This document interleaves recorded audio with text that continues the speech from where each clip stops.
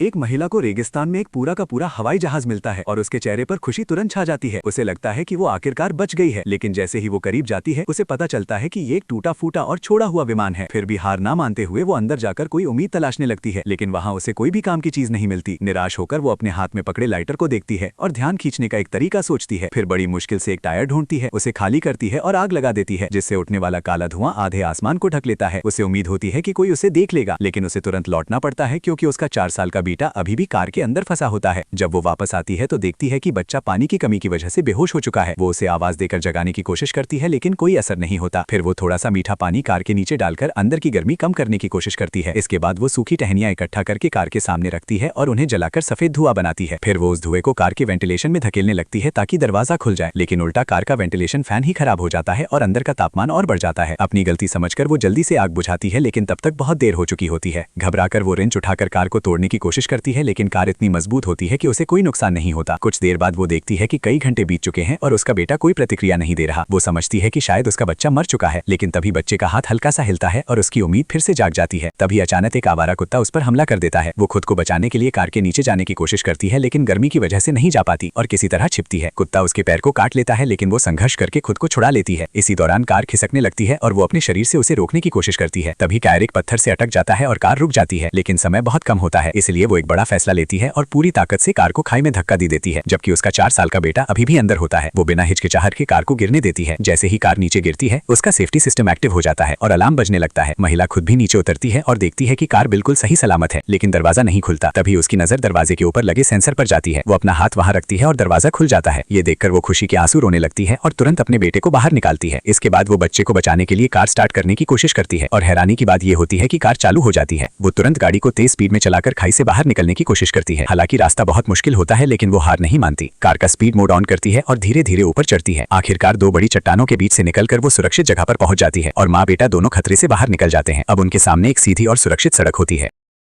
अगर आप इस कहानी का अगला हिस्सा देखना चाहते हैं तो वीडियो को लाइक करें और चैनल को सब्सक्राइब करना बिल्कुल ना भूलें।